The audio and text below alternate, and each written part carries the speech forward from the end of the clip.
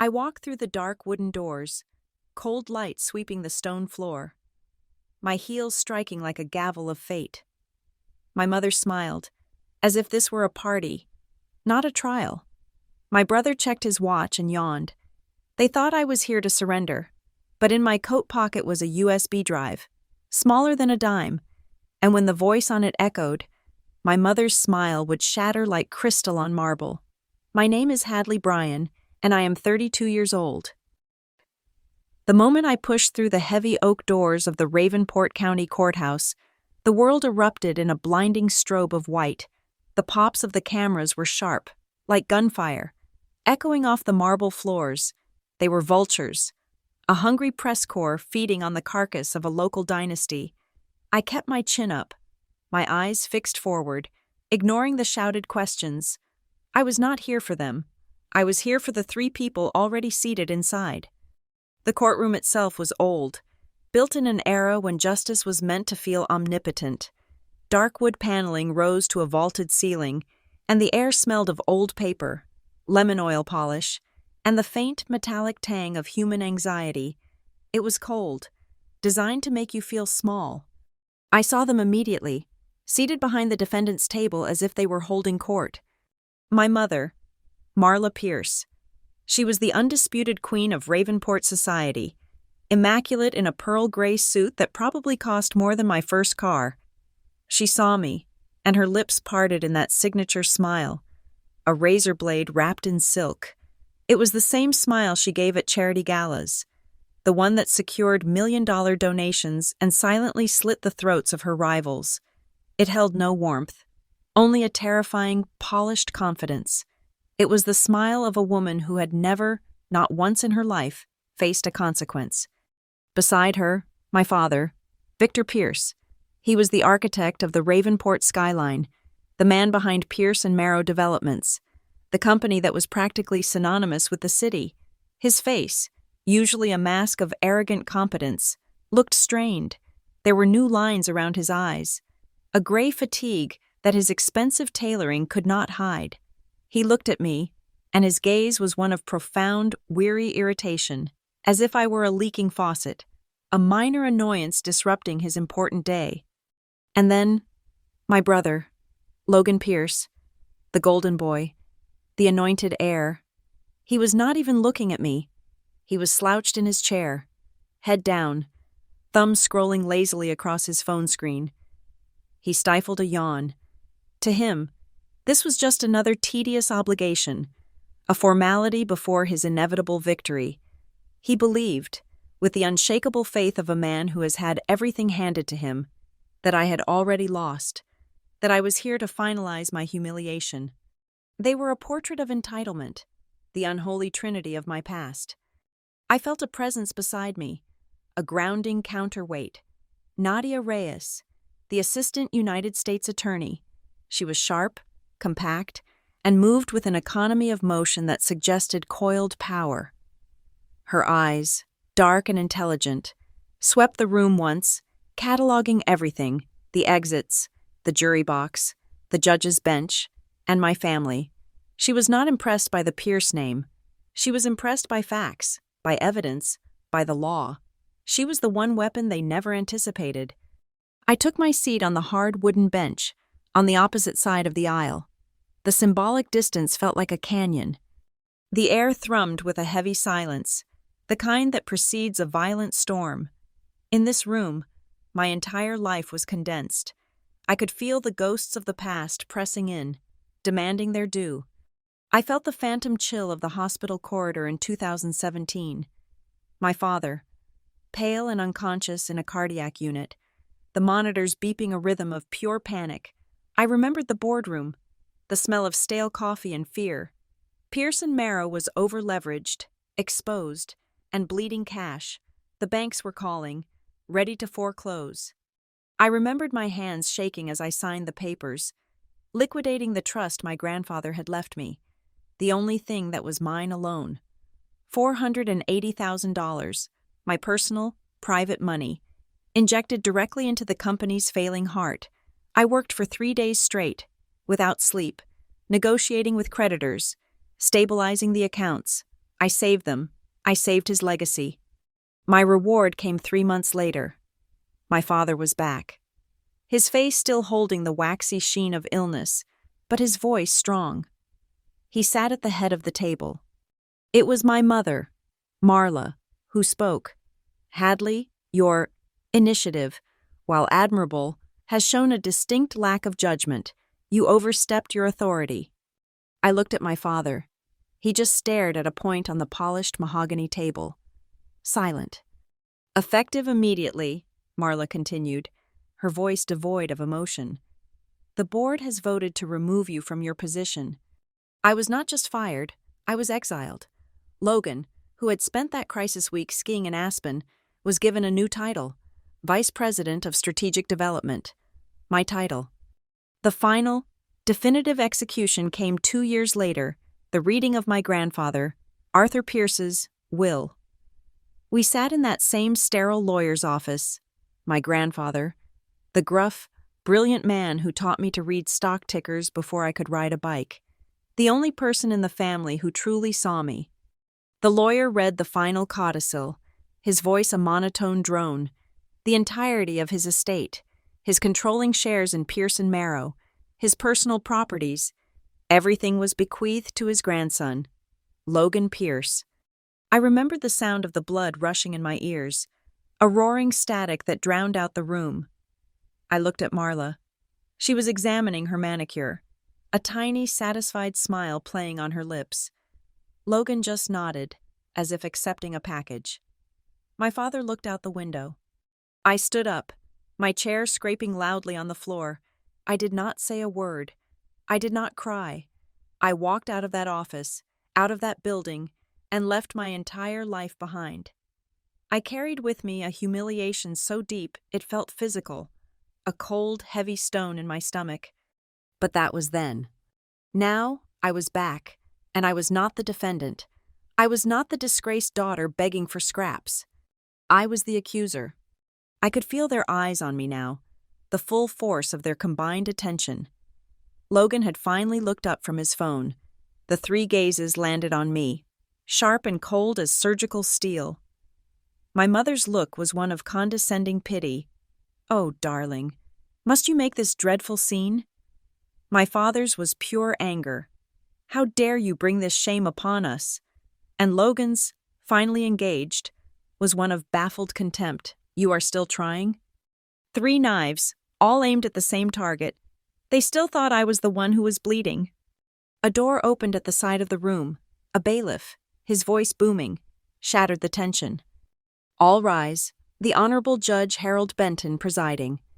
The entire room stood in a single, rustling motion. The air, already thick, seemed to congeal. It became hard to breathe. Judge Benton emerged, his black robes sweeping behind him. He was an older man, with a face that looked carved from granite, and a reputation for being meticulously fair and utterly intolerant of theatrics. He sat, the wood of his high-backed chair groaning. The sound of the gavel striking the block was like a crack of thunder. Be seated. We sat. The silence that followed was absolute. It was a vacuum, waiting to be filled. Nadia leaned in, her voice so low it was barely a whisper against my ear. Are you ready? I looked across the aisle, at my mother's perfect, cold smile, at my father's tired arrogance, at my brother's bored disdain. They thought this was my surrender. They thought they had won. I turned my gaze forward, to the judge. More than ever, I said. Nadia nodded once, a sharp, affirmative gesture. She stood, smoothing the front of her jacket. The trial began. The prosecutor's voice filled the room, and for the first time in my entire life, my family was forced to sit, trapped in their seats, and listen. The courtroom, with its cold marble and suffocating tension, dissolved around me. Nadia's voice, questioning the first witness, became a distant hum. My mind, against my will, was pulled back, sliding into the deep, gravitational pull of the wound that started it all. It always starts in 2017. The memory is bleached by the harsh fluorescent light of my office on the 42nd floor. I had been awake for 72 hours, fueled by adrenaline and the bitter, burnt taste of coffee from the break room pot. My suit jacket was thrown over a chair. My sleeves were rolled up. My office was a blizzard of paper. Spreadsheets, bank statements, and loan agreements covered every inch of my desk. The floor, the credenza. My father, Victor, was in the cardiac ICU at Ravenport General. His heart finally rebelling against decades of stress, ambition, and arrogance, and his company, our company, Pearson Marrow Developments, was dying. He had over-leveraged us on the new waterfront tower, and a key investor had just pulled out. The banks were calling, their polite inquiries turning sharp, then threatening. We were 48 hours from insolvency. The calls were coming every 15 minutes. I was the only one who knew the architecture of the finances well enough to stop the bleeding. Logan was somewhere, skiing, I think. Marla was at the hospital, performing the role of the devoted, grieving wife. I was alone. I remember the final click of the mouse, the confirmation screen glowing green in the pre-dawn darkness. $480,000. It was my own money. From the trust my grandfather Arthur had left me. The only asset in my name completely separate from the Pierce holdings. It was everything I had. I watched the transfer confirmation blink, a small digital sacrifice. I spent the next 2 days renegotiating debt, placating investors, and restructuring the lines of credit. I saved it. I saved his legacy. 3 months later, the boardroom, the scent of polished mahogany and stale air. My father was back, thinner, his face a pale, papery mask, but his eyes were just as hard. He sat at the head of the table. Marla sat to his right, a sentinel in a navy blue dress, her pearls gleaming. I walked in expecting thanks. I see now, a fool. Victor cleared his throat, tapping a neatly bound stack of papers. The official minutes. Hadley, he began, his voice cold, devoid of any paternal warmth. The board has reviewed your actions during my absence. He said the word absence like it was an inconvenience I had caused, not a crisis I had solved. It has been determined that your intervention, while spirited, was a breach of protocol. You engaged in unauthorized financial maneuvers. My mouth opened, but no sound came out. Unauthorized? I finally managed, my voice sounding thin. The holding company was about to default. The banks were seizing the assets. I used my money, the $480,000, to cover the payroll deficit and stabilize the credit line. There was no time to convene a board. That, my mother, Marla, cut in, her voice smooth as chilled vodka, was precisely the problem. She leaned forward, her pearls clicking softly against the table. You are not a leader, Hadley. You are a supporter. Your role is to assist, not to act. You expose this family to immense personal risk with your emotional decision-making. The air left my lungs in a painful rush. Emotional? It was a financial calculation. It was the only calculation. The company would be gone right in a few days if I had not done that. Marla smiled, that terrible, patient smile, the one she used on unruly caterers. The company would have been fine. Hadley, Victor and I had contingencies. What you did was impulsive. It showed our partners, our bankers, a lack of unified leadership. It made us look weak, desperate. I made us look weak, not the near bankruptcy. I did. Victor nodded, picking up his cue. He read from the paper, his voice a monotone drone. Effective immediately. Your position on the board is suspended, pending a full review. Logan will be assuming the title of Vice President of Strategic Development to ensure proper oversight and streamline communications. Logan, he was sitting at the far end of the table, looking at his phone, though I doubt he was reading anything. He just looked bored. He had returned from his ski trip with a great tan.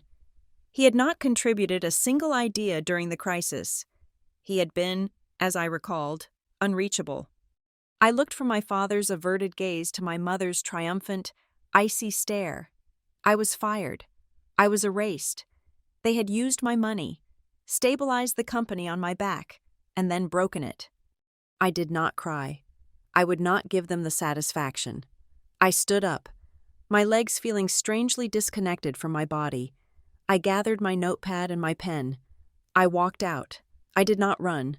I walked past the assistants who suddenly found the carpet patterns fascinating. I walked into the glass elevator and descended, watching the city skyline, my skyline, the one I had helped build, shrink away. It was raining outside, a cold, miserable November drizzle that turned the city gray and slick. I remember standing on the curb, the automated glass doors sliding shut behind me with a polite hiss. I was clutching a single cardboard banker's box of my personal files, the few things I'd thought to grab in my shock. My performance reviews, my project binders, the wire transfer receipts, proof. I held it against my chest like a shield. But it did nothing to stop the cold. I watched a bus spray dirty water onto the curb. I was Hadley Bryan, and I was nobody. The next cut was cleaner, more surgical, and infinitely deeper. 2 years later, a different room. This time the polished, suffocating law office of Gerald Hayes. The family estate lawyer, my grandfather, Arthur Pierce, was dead. He was the founder, the patriarch, the one who had taught me to read a balance sheet, the only one who ever looked at me and saw a successor, not just a daughter. We sat in uncomfortable chairs. The air was thick with the smell of old books and feigned grief. Hayes, a man who had known me since I was a child, cleared his throat, adjusting his glasses. He seemed nervous. He would not meet my eyes. He droned on, listing small bequests, charitable donations, and then, the final codicil. To my grandson, Logan Pierce, I bequeath the entirety of my estate, including all controlling shares in Pierce & Marrow Developments and all associated properties. It was a gunshot in a silent room. I stopped breathing. I felt the blood rush from my face. I looked at my mother. Marla was smiling. A faint, private smile of pure, unadulterated victory. She discreetly touched Logan's arm. My father, Victor, studied the intricate pattern on the Persian rug as if it held the secrets of the universe. Logan just nodded, a slight, entitled incline of his head, accepting his crown. I was left nothing, not a token, not a painting, not a single share. It was a public execution. It was a final declaration. You do not belong. The media, fueled by Marla's discreet poison, finished the job. Hadley Bryan ousted, one headline screamed. Another, more insidious, quoted an anonymous source close to the family. Citing my erratic behavior and mental instability, they painted me as the rebellious, unstable daughter, unfit for responsibility. It was a masterful assassination, executed by my own mother to justify the theft. I disappeared. I had to. I sold my condo, the one I had bought with my own earnings, and moved across the river, the Foundry Lofts. My apartment was a concrete box with exposed pipes and a wall of windows that looked out over the industrial flats. It was the perfect place to become a ghost. For the next 2 years, I lived in that purgatory. I paid my bills working freelance, analyzing financial portfolios for small firms that did not know my last name. I cut my hair. I stopped answering calls from old friends. I became invisible. But at night, my apartment became a war room. The box I'd carried out in the rain was just the beginning. I had copies. I had digital backups. Years of financial reports, internal memos, server logs. I had discreetly mirrored long before the end. I was not just archiving, I was hunting. I learned to live on 4 hours of sleep. I taught myself forensic accounting. The walls of my living room were covered in printouts, timelines connected by red yarn, mapping the flow of money, the meetings I was never invited to. It looked like the obsessive work of a madwoman. Perhaps I was, but I knew I was right. I was building a case, even if I did not know who I would ever show it to. Then, one Tuesday morning 6 months ago, everything changed. I checked my mailbox, expecting nothing. Bills, junk mail, and one nondescript gray envelope no return address. My name and address were typed, not handwritten. I took it upstairs, my fingers numb, a strange static in my veins. I slit it open with a kitchen knife. Inside, there was no letter, just a single, folded document. It was a photocopy of a will. It was handwritten, on my grandfather's personal stationery. The heavy cream-colored paper, the embossed watermark. I knew his handwriting better than my own. It was sharp, angular, sloping slightly to the right. My heart was hammering against my ribs. I read the words. In the event of my death, I bequeath the entirety of my estate, my shares, my properties, my legacy, to the only one smart enough to manage it, my granddaughter, Hadley Bryan. My hands were shaking so hard I could barely hold the paper. It was dated 2006, a decade before his death, years before the fabricated one. I ran to my computer and pulled up the digitized copy of the will that had been read in court, the one that gave everything to Logan. I placed the signatures side by side on my monitor. They were different. The official one was a forgery, a very, very good forgery. But it was dead. The ink was flat. This one, the handwritten one, was alive. The A in Arthur. The way the P in Pierce broke. It was him. It was him. Tucked into the fold of the paper was a small, yellow sticky note. Only 5 words, written in the same blocky typed print as the envelope. Find where he hung the first sunset. My breath caught. The first sunset. It was not a mystery. It was a key. It was a memory. It was my grandfather's nickname for the first serious painting he ever bought. A small, dark landscape of the Oregon coast. It hung in his private study at the Pierce estate, the study Marla had kept locked, under preservation, since his death. Someone knew. Someone had access. Someone knew the truth, had known it all along. Someone was helping me. I looked at the gray envelope, at the handwritten will, at the cryptic note. I looked at the walls of my apartment, at the web of evidence I had woven in the dark. The story was not over. It was just beginning. The gray envelope was a key, the handwritten will was a map, and the note, find where he hung the first sunset, was the X marking a treasure I could not yet reach.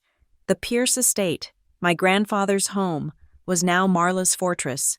I could not walk in and demand to see a painting. Not yet. But the will itself gave me another path. The signatures on the bottom were not just my grandfather's. There were witnesses.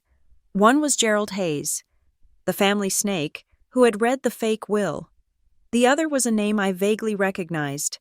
Marcus Thorne, a lawyer who had been on the periphery of my grandfather's life, but never part of the core Pierce and Marrow business. He had vanished right after my grandfather's funeral, a quiet retirement that no one questioned. I found his former assistant, Elliot Shaw, working at a small tax prep office in a strip mall 2 towns over. The fluorescent lights gave his pale skin a sickly yellow tint. He was a man drowning in low-stakes paperwork, his eyes constantly darting to the door. He was terrified. It took me 10 minutes to convince him I was not sent by my family. When he finally agreed to talk, we met in the back booth of a diner that smelled of stale beer and fried onions. I sent it, he whispered, his hands shaking so badly he spilled his coffee. I sent you the envelope. Why, Elliot, why now? He made me promise, Elliot said, his voice cracking. Mr. Thorne, he knew they would come for him. He said Marla and your father, they had him. He was a good man. But he was weak. He was scared. He gave me a package. He said if anything ever happened to him, if he retired or disappeared, I was to wait 2 years and then get it to you. Hadley, only you. He slid a small, old USB drive across the sticky table. It was a cheap plastic one, the kind you get at a trade show. He recorded everything, Elliot whispered. He said it was his insurance. After he gave it to me, he was gone, sold his house, emptied his accounts. I think he ran. I hope he ran. I drove back to my concrete box at the Foundry Lofts, my heart a cold, heavy drum against my ribs. I plugged the drive into my laptop, my fingers stiff. There was one file, An audio file. I pressed play. I heard the sound of a glass being set down, a shaky breath. Then, a voice I barely recognized, thick with fear and shame. Marcus Thorne. My name is Marcus Thorne. This recording is being made on October 12th, 2017. I am of sound mind, but I'm acting under duress. I have been instructed by Victor and Marla Pierce to create a new last will and testament for Arthur Pierce, superseding his handwritten document from 2006. They presented me with a choice: my career, my reputation, or my compliance. His voice broke. Marla said it was a correction, that Arthur was not in his right mind when he wrote the original, but he was.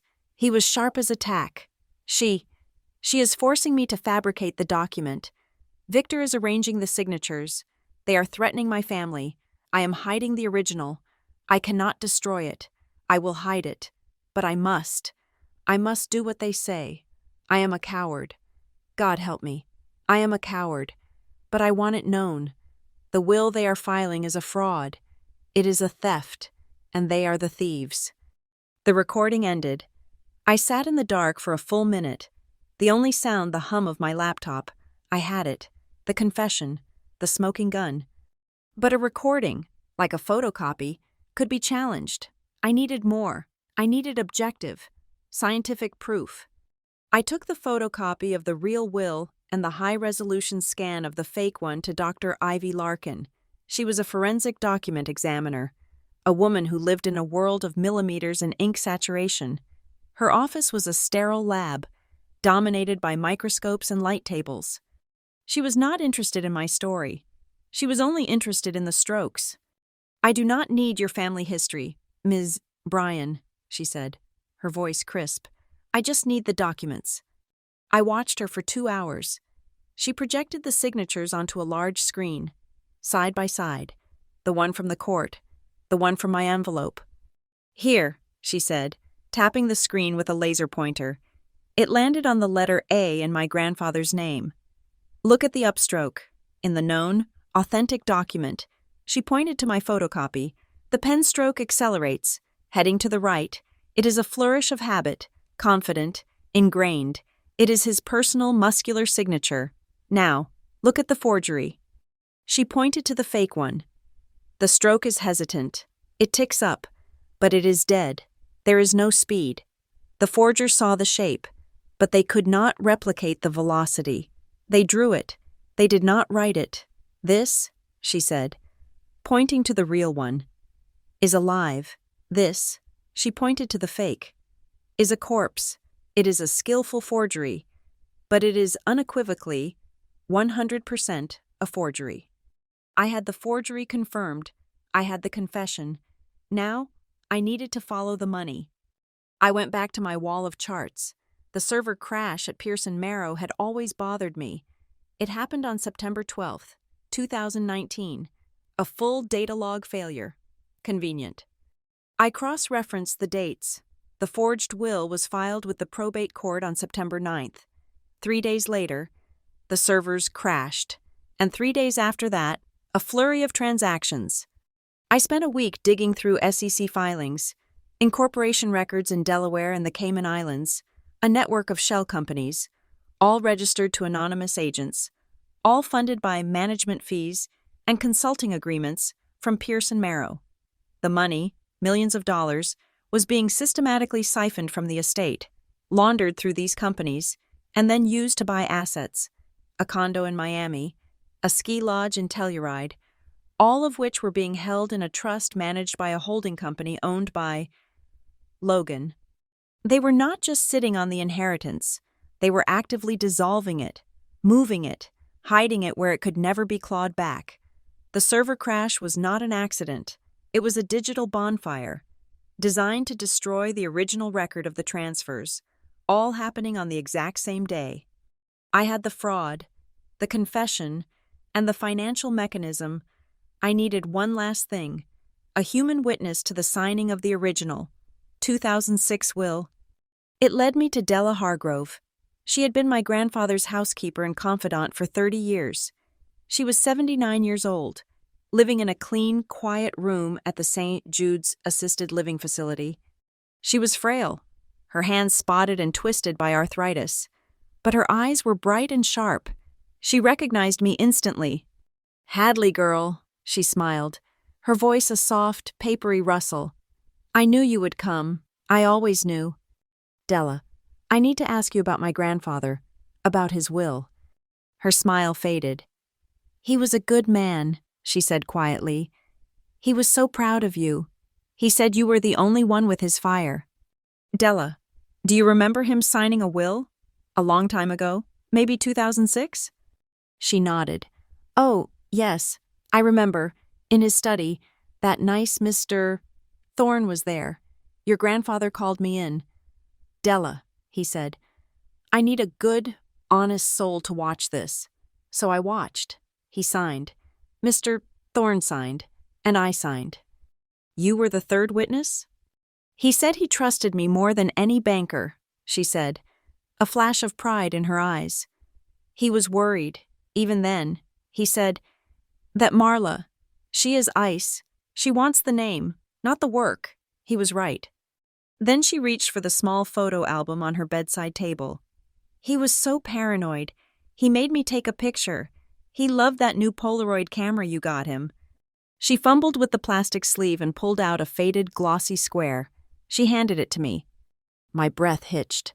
It was my grandfather, at his desk, his hand moving, the handwritten will clear as day in front of him. Marcus Thorne was beside him, smiling.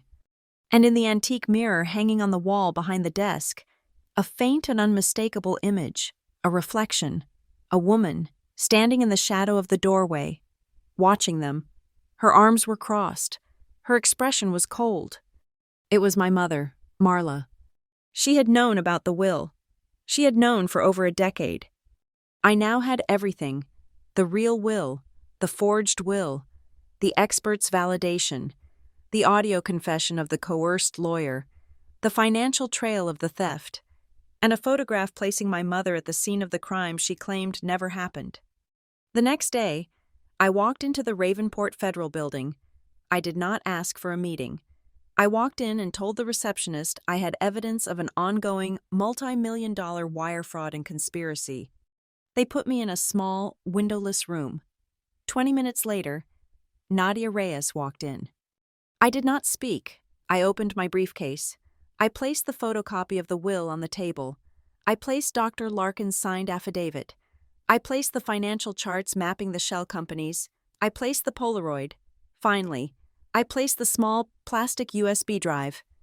"Play it," I said. Nadia watched me, her eyes sharp, unreadable. She plugged the drive into her laptop. She listened. Her expression did not change, but her posture did. She leaned forward, her focus becoming so intense it was like a physical force in the room. When the recording finished, she was silent for a long time. She looked at the Polaroid, at the reflection of Marla in the mirror. She finally looked up at me. "Ms. Bryan," she said, her voice flat and cold, "you need to understand what you have brought me. You are not just talking about probate fraud. That is a state issue.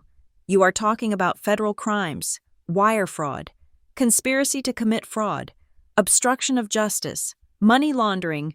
This is not a family squabble. You are accusing your family of being a criminal enterprise." "I am," I said. "This is a very big, very dangerous machine you are standing in front of. Are you prepared for what happens when I turn it on?" "Turn it on," I said. The first move was to protect the witnesses.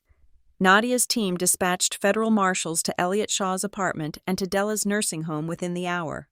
They were moved to secure, undisclosed locations. I went home, but I was my grandfather's granddaughter. I trusted Nadia, but I trusted no one. I spent that night creating 3 identical copies of every file I had: the audio, the scans, the financial data. I uploaded them to 3 separate encrypted, secure cloud servers, each with a different dead man's switch. I mailed 3 physical USB drives to 3 secure locations, one to a private vault, one to a lawyer in another state I had never met, one to a journalist I respected. If something happened to me, the entire case would unlock. I looked at my wall. The board was set. The pieces were in motion, but I still looked at the sticky note, now pinned to my corkboard. Find where he hung the first sunset. I had enough to start the war, but the painting, I knew, held the original, the weapon that would end it. Nadia had turned my evidence into a formal investigation, but we were moving in the shadows. The U.S. Attorney's Office was quietly building its case, subpoenaing bank records for the shell companies. But they had not yet made a public move. My family knew something was wrong. They could feel the ground shifting, but they did not know where the earthquake was coming from. Then, my phone lit up with a text. It was from a number I did not recognize, but the sender was obvious. Logan. Meet at Black Fir Lake Lodge, 7 p.m. The family wants to talk. It was not a request. It was a summons. Black Fir Lake Lodge was their neutral ground, an opulent, rustic fortress of dark timber and smoked glass an hour outside of Ravenport. It was where they closed deals and buried secrets. I called Nadia immediately. They want a meeting. It's an ambush, Hadley, she said, her voice sharp. They are going to try to buy you out or threaten you, or both. I know, I said, but it's also an opportunity. We can't have you going in there alone. I will not be alone, I said. I'll be wired. An hour later, I was in a sterile government office, a technician fitting me with a device. It was not a bulky wire from an old movie. It was a thin, flat recorder, no bigger than a credit card, that adhered to my skin. The microphone was a pin, a tiny, elegant silver knot, which I fastened to the lapel of my dark blazer. It's high fidelity. It will pick up a whisper in a windstorm, the technician said. Just do not touch it. Good, I said. I want them to hear every word. The drive up the mountain was dark. The trees crowded the narrow road, and the lake, when I finally saw it, was a vast sheet of black ink. The lodge itself was a monument to manufactured wilderness, antler chandeliers, roaring stone fireplaces, and the stuffed heads of animals watched from the walls with dead glass eyes. They were waiting for me in a private alcove, arranged around a low table. The firelight flickered across their faces, casting long, monstrous shadows. Marla rose first, her smile welded in place. It was the smile of a predator assessing a threat. She was in a cashmere sweater, looking every bit the concerned matriarch. Hadley, darling, she said, her voice dripping with a false warmth that made my skin crawl. She opened her arms for an embrace I did not accept. Thank you for coming. I just want this dreadful business to be over. It's tearing us apart. Victor did not stand. He sat in a heavy leather armchair, a glass of amber liquid in his hand. He looked tired. Sit down, Hadley. Logan was slouched on the sofa, scrolling on his phone, performing his usual role of bored indifference. I took the chair opposite them, a perfect tableau. The caring mother, the powerful father, the dutiful son, the prodigal, rebellious daughter. You wanted to talk, I said, my voice flat. Victor leaned forward, setting his drink down. He slid a thick, cream-colored envelope across the polished table. It stopped inches from my hand. We understand you feel slighted, that your grandfather's wishes were not properly executed. You mean that his will was a forgery? I said. Marla flinched, her smile tightening. Such an ugly word. Hadley, your grandfather was ill. He was confused. He needed guidance. We did what was best for the company, for his legacy. My legacy, Logan muttered, not looking up from his phone. We want to correct that, Victor continued, ignoring him. He tapped the envelope. This is a reasonable solution, a trust, established in your name, a very, very generous one. It will set you up for life. You will never have to work again. And in return? I asked. You sign the papers, Victor said. His eyes were hard. You sign a non-disclosure agreement. You cease all this digging. You stop contacting federal attorneys. You let this go, and we can be a family again. It was all there, the bribe, the threat, the twisted offer of reconciliation. I looked at the envelope, then at their faces. "You think you can buy me?" "Oh, Hadley, do not be so dramatic," Logan sighed, finally pocketing his phone. "It is a ton of money, just take the deal. Why are you dragging this out? It is boring." "Boring?" I said, my voice dangerously quiet. I leaned forward, my eyes locked on his. "Is it boring that you committed fraud? Is it boring that you stole my inheritance? What about Marcus Thorne? Logan? The lawyer you forced to forge that will, is he boring, too?" The change in the room was electric. Victor froze, his hand halfway to his glass. Logan's bored expression vanished, replaced by a flicker of genuine panic. He tried to cover it with a scoff. "Thorne? You're still worried about him?" He laughed, a short, nervous bark. He looked to Victor, a child desperate for approval. "Dad already handled that lawyer. He is not a problem. He is gone. What are you worried about?" Silence. It descended on the room like a shroud. The only sound was the sharp crackle of the logs in the fireplace. Victor's face was ashen. He was staring at his son with a look of pure, murderous disbelief. Marla's hand, the one resting on her wine glass, tightened. Her knuckles were white. I watched, fascinated, as a tiny hairline fracture spidered up the side of the glass from the pressure of her grip. She knew. They both knew. Logan, their golden fool, had just confessed. He had just admitted to obstruction of justice, to witness tampering, to making a man disappear. Marla set the glass down with a sharp, controlled click before it could shatter.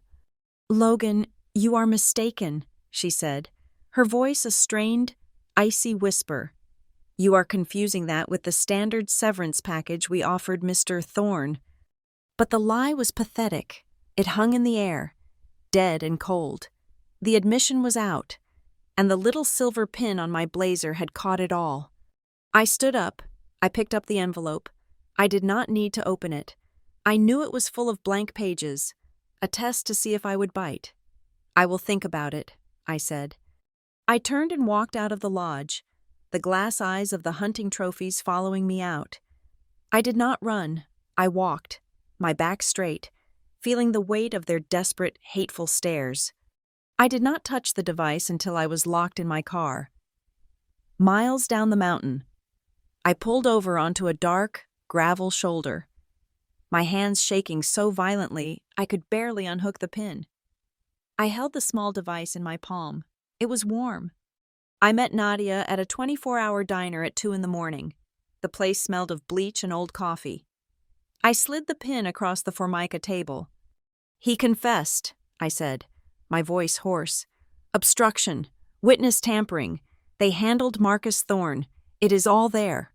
Nadia listened to the file in a single earbud, her face impassive. When Logan's voice came through, her eyes narrowed. "This is it," she said. "This is the leverage. This is the overt criminal act. This, combined with the financial conspiracy, is enough. I am filing for the search warrant for the Pierce estate tomorrow." The machine was on, and it was moving fast. The next evening, I received a text on the burner phone Nadia had given me. It was from the federal marshal assigned to Elliot Shaw. It was just a photograph. A dark, late-model sedan with tinted windows, parked across the street from the safe house. A second text came through. "They are here, moving him." My blood ran cold. They were not just watching, they were hunting. A few hours later, I found a note slipped under my apartment door. No envelope, just a folded piece of paper. The handwriting was a crude, blocky print, deliberately disguised. "Do not go any further." I gave the note to Nadia. She assigned a protective detail. 2 agents in an unmarked car who parked down the street from the foundry lofts. But they could not be everywhere. The next night, I came home late, after a long strategy session at the federal building. The street was quiet. I let myself into the main lobby, took the freight elevator up. I walked down the concrete hallway to my unit. The door was open. Just a crack, perhaps an inch. I froze, My heart hammered against my ribs. A trapped bird. I could hear the silent alarm in my head. I pushed the door open. My apartment was destroyed. It was not a vandal's work. It was a professional toss. My books were swept from the shelves. My couch cushions slashed. My mattress flipped. The drawers in my kitchen were dumped on the floor. My files, the decoy files I kept, were scattered like leaves. They had been looking for the evidence, for the USB drives, for whatever I had. The red yarn on my wall, my beautiful, intricate map of their crimes, had been torn down. It was pooled on the floor in a tangled, bloody-looking mess. I walked through the wreckage, my stomach hollow. They found nothing. The real evidence, the copies, the digital backups, all safe. They were too late. Then I saw it. In the dead center of my desk, placed deliberately on the one clear surface, was a single piece of paper. It was not like the block-lettered warning. This was heavy, cream-colored stationery. My grandfather's. And the handwriting was his, sharp, angular, and full of his familiar, impatient energy. Legacy is earned, not inherited. This was not from them. This was from my ally, the same person who had sent the gray envelope. They had been here, after the break-in, and left me a message. My burner phone rang, making me jump. It was Nadia. "We got him," she said, her voice tight with excitement. "The post office camera from 6 months ago. The guy who mailed the gray envelope. We got a clear shot of his car. We ran the partial plate. We know who he is. Hadley." I looked at the note in my hand. I looked at the violation of my home. They were scared. They were lashing out. And I finally knew I was not alone. My family, cornered and bleeding, did the only thing they knew how to do. They attacked. Not with lawyers, not with logic, but with the weapon Marla had wielded her entire life: public opinion. The front page of the Ravenport Gazette was a masterpiece of my mother's particular genius. The rebellious daughter, Hadley Bryan's War on the Pierce Empire. I read it in the cold morning light of my apartment, a cup of coffee growing cold in my hand.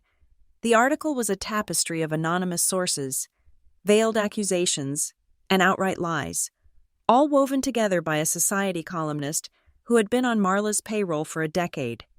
Sources close to the family expressed deep concern for Hadley's mental well-being.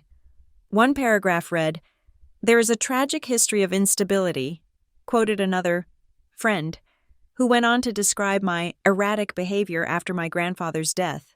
They painted me as a greedy, hysterical parasite, a failed daughter striking out at the family who had, out of the goodness of their hearts, supported her for years.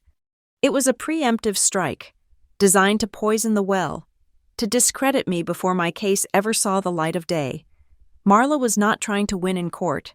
She was trying to win in the press, to paint me as an unreliable narrator, a madwoman. But Marla, in all her strategic brilliance, had made a fatal error. She was fighting a society skirmish. I was fighting a federal war. Nadia Reyes did not care about the Ravenport Gazette. She cared about the United States Penal Code. That afternoon, she held her own press conference, not at a gala, but on the cold, granite steps of the federal building. She was flanked by two stern-looking men who were clearly not society reporters. The wind whipped at her coat, but she stood as still as a statue. She did not mention me. She did not mention wills or family feuds. She spoke in the cold, clear language of the law. "This morning," Nadia said, her voice cutting through the traffic noise, "the United States Attorney's Office, in conjunction with the Federal Bureau of Investigation, has unsealed a formal investigation into the financial practices of Pierce and Marrow Developments and its associated entities." The reporters, who had come expecting a family circus, were suddenly silent, scribbling frantically. The investigation concerns allegations of conspiracy to commit wire fraud, money laundering, and obstruction of justice. A camera flash popped, then another. Nadia did not blink. "We are investigating a complex network of shell corporations and illicit financial transfers. We will follow the facts wherever they lead. We have no further comment at this time." She turned and walked back into the building, leaving a stunned silence in her wake. The Gazette's story about my instability suddenly looked petty, foolish, and most importantly, like the desperate deflection of a guilty party. The narrative was no longer family squabble, it was federal investigation. And then, the wall of silence my family had built around themselves began to crack. The first heroes were quiet ones.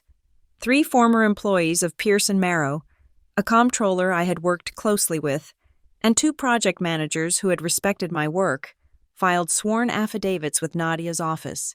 They released them to the press the same day. Their statements were a clinical, professional defense of my record. They detailed, in boring, irrefutable numbers, the 72-hour stretch I had worked to save the company. They confirmed the state of the books before my intervention. The comptroller's affidavit was the blade. Hadley Bryan was the only executive who understood the depth of the crisis in 2017. Her actions were not impulsive. They were the only reason the company survived the quarter. The next day, the audit firm that had managed our books for 20 years, under pressure from a federal subpoena, was forced to confirm a key fact to a financial reporter. Yes, a wire transfer of $480,000 from Hadley Bryan's personal trust had been received, processed, and used to stabilize the company's accounts on the exact date I had claimed. The media narrative of the greedy, lazy daughter was dead. The story of the competent, exiled woman who had saved them and been betrayed for it was beginning. The panic inside the Pierce fortress must have been immediate. First, their lawyer, Rex Danner, called Nadia. Danner was a man whose suits cost more than my car, a silver-haired shark who specialized in making ugly problems disappear for rich people. Nadia recounted the conversation to me later, her voice dry with contempt. He said, "Ms. Reyes, this is a tragic family misunderstanding," she told me. He said, "My clients are prepared to offer a substantial private settlement to make this entire unpleasantness go away. It is a shame to air family laundry." "What did you tell him?" I asked. "I told him," Nadia said, "that my laundry now includes multiple federal felonies, including witness tampering and conspiracy. I told him the time for a quiet settlement was before his clients allegedly made a material witness disappear. Then I hung up. The next crack came from the weakest link, Logan. He did what he always does when the pressure mounts. He got drunk. He was at a high-end bar downtown, attempting to maintain his usual performance of arrogant indifference. A local gossip blogger, smelling blood in the water, caught him on video. The blogger's voice, off camera, was deliberately naive. "Hey, Logan, rough week for the family. Huh? What is up with your crazy sister?" Logan, his face flushed, his tie loose, tried to laugh it off. His slurred words were a gift from God. "My sister?" he sneered. She is delusional. She is obsessed with this idea of a real will, thinks the real will is going to save her. She is getting nothing. She is crazy." He said it, the real will. He confirmed its existence. The video was online for less than an hour before Marla's lawyers had it ripped down, but it was too late. It had been downloaded, mirrored, saved. I had a copy. Nadia had a copy. The phrase "the real will" was now trending in Ravenport. The hits kept coming. The bank manager, now cooperating fully under a federal subpoena, confirmed to investigators that a single, massive transfer, well into the 7-figure range, had been moved from a Pearson Marrow holding account to an offshore entity controlled by Logan. Just 24 hours after the accidental server crash, the press got the leak. The implication was clear. It was a payoff. But for Marla, the deepest cut came from her own world. She was, above all else, a social creature. Her position as chairwoman of the Ravenport Children's Hospital Charity Ball was the source of her power. It was her crown. The hospital board, a collection of old money families who hated federal attention, called an emergency meeting. They voted unanimously to postpone the annual ball. They gently requested that Marla step down from her position pending the resolution of the federal investigation. They had excommunicated her. That, I knew, would be worse than any prison sentence. Victor, meanwhile, tried his move, the old world power play. He called a state senator he had owned for 15 years. The senator, in turn, called the U.S. attorney, Nadia's boss's boss, to complain about prosecutorial overreach and the targeting of a respected family. Nadia was called into the U.S. attorney's office. She told me he closed the door, offered her a coffee, and asked one question. "Is your case solid, Reyes?" Nadia said, "Yes, sir. It is ironclad." He nodded. "Good. Then bury them, and get that senator's name on my desk. I think it is time we review his campaign finances."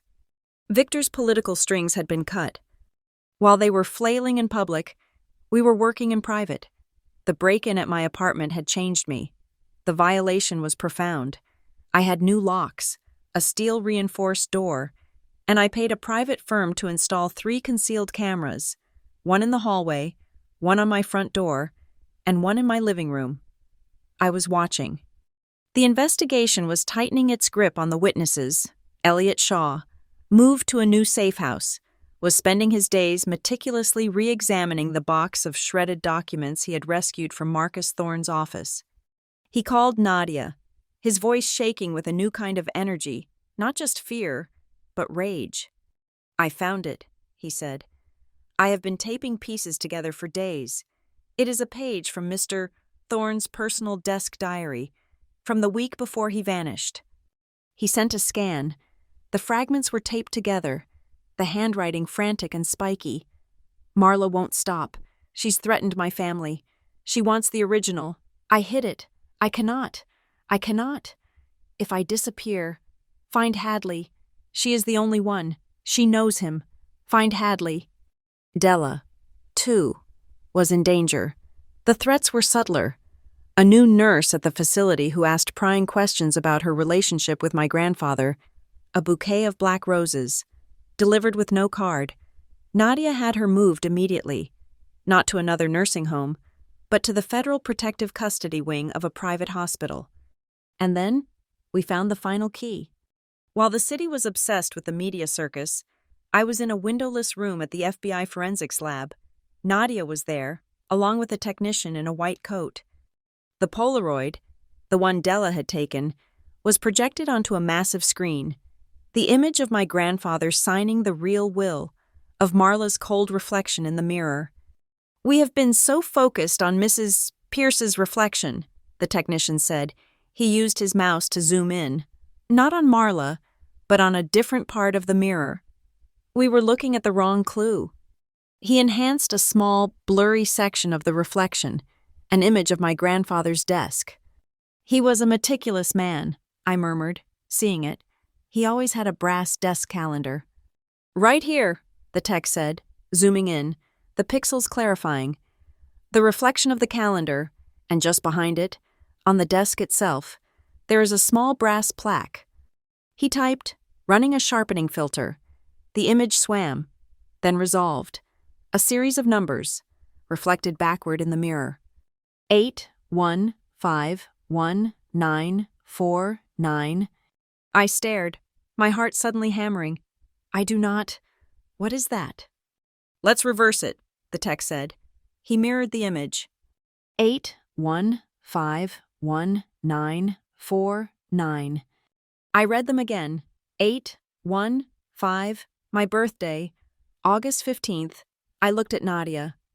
My birthday, and 1949.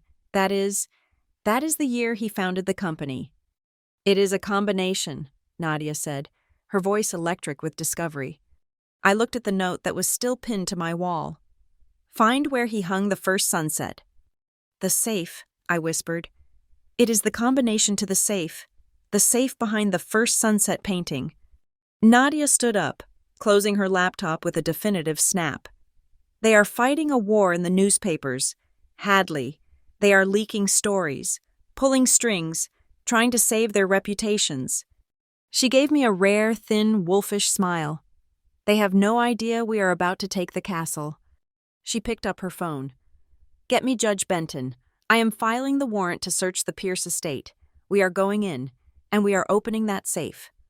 The dawn was a cold, gray smear in the sky. We did not use sirens. The convoy of black government vehicles moved silently through the sleeping, manicured streets of the Pierce enclave, arriving at the estate at 6:03 in the morning. I sat in the back of Nadia's car. I had not slept. I was vibrating with a cold, focused energy that felt like it could power the entire city. Beside me, Nadia was on her phone, speaking in low, clipped tones, coordinating the team, 2 U.S. Marshals, their vests bulky under their jackets, sat in the front seat.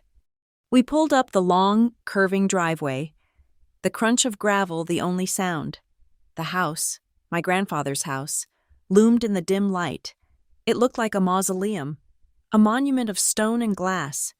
Nadia, the marshals, and I walked to the massive front doors. A forensic technician team was right behind us, carrying heavy black cases. Nadia rang the bell. The sound echoed, too loud in the morning quiet. We waited, a full minute. I could hear the faint sound of movement inside. Then, the heavy tumblers of the lock turned. The door opened. Marla stood there. She was already dressed, immaculate in a silk robe, her hair perfect. She was holding a coffee cup. When she saw me, her face tightened, but the smile clicked instantly into place. The bright, plastic hostess smile. Hadley? What on earth? It is barely 6 o'clock in the morning. What is the meaning of this? Nadia Reyes stepped forward, holding up the warrant. She did not smile. Marla Pierce? We have a federal warrant to search these premises in relation to an ongoing investigation into wire fraud, conspiracy, and obstruction of justice. Marla's smile faltered, her eyes darting from Nadia to the marshals, and finally, to me. The coffee cup in her hand trembled. This is absurd. This is harassment. You are not coming into my house. Ma'am, you can read the warrant, or we can remove the door, the lead marshal said, his voice flat. Marla's face went rigid. Then, Victor appeared behind her, tying the belt of his own robe. He was pale, his hair mussed from sleep. What in God's name is... He saw the warrant in Nadia's hand. He saw the marshals. He saw me. All the color drained from his face, the arrogance, the fatigue, the power. It all just evaporated, leaving behind a gray hollow, terrified old man. He knew what we were there for. Marla, let them in, he said, his voice a hoarse whisper. We walked into the grand foyer. My mother stood frozen, her smile gone, replaced by a mask of cold fury. Victor just stared, his hands shaking. The study, I said to Nadia, my voice echoing in the marble hall. My grandfather's study. We moved as a unit. The marshals secured the hall. Nadia, the tech team, and I went straight to the heavy oak door. It was, as I had expected, locked. The key, Mrs. Pierce? Nadia asked. I do not know where it is, Marla said, her voice dripping with ice. We do not need it, the tech said. He knelt and, in less than 30 seconds, the lock clicked open. The room smelled of old paper, leather, and polish. It was exactly as he had left it, a shrine, and there, on the far wall, dominating the room, was the painting. The first sunset, the dark, moody landscape of the Oregon coast. The tech team, wearing gloves, carefully lifted the heavy painting off the wall. Behind it was a black steel square, the safe. Nadia looked at me. The combination, Hadley. I stepped forward. My heart was a fist in my chest. I could feel Marla and Victor watching me from the doorway. I could feel their desperate, burning hope that I was wrong. I reached out and touched the cold metal dial. My fingers felt numb. I turned it right to 8, my birth month. Left, past 8 to 15, my birthday. Right, past 15 to 19, the year he founded the company. Left, stopping on 49. I pulled the heavy handle. It did not budge. My blood ran cold. "Try it again, Hadley," Nadia said, her voice calm. I took a breath. I recentered the dial. 8151949. I pulled. This time, there was a heavy, satisfying clunk. The mechanism disengaged. The steel door swung open with a soft hydraulic hiss. I looked inside. Marla let out a sound, a tiny, strangled gasp. It was not full of money or jewels. It was an archive. It was a tomb. There were 3 items. First, a thick, leather-bound journal, my grandfather's. Second, a small, dark red, lacquered box. Third, a single, thick envelope made of heavy vellum, sealed with dark blue wax, bearing my grandfather's signet ring. The forensic tech, with gloved hands, carefully removed each item and placed it on the desk. "Open the envelope first," Nadia said. The tech slid it open with a sterile blade. He pulled out a document. It was the handwritten will, my will, the one from 2006, the original. It was crisp, the ink dark, the signature. Arthur Pierce, a defiant, angry slash at the bottom. Nadia looked at Victor. "Is this your father's signature, Mr. Pierce?" Victor just stared, his mouth open. "Now the journal," Nadia said. The tech opened it. My grandfather's sharp, angular script filled the pages. The tech team leader, his voice a neutral monotone, read the last entry, dated the week before his death. October 12th. Marla was here again.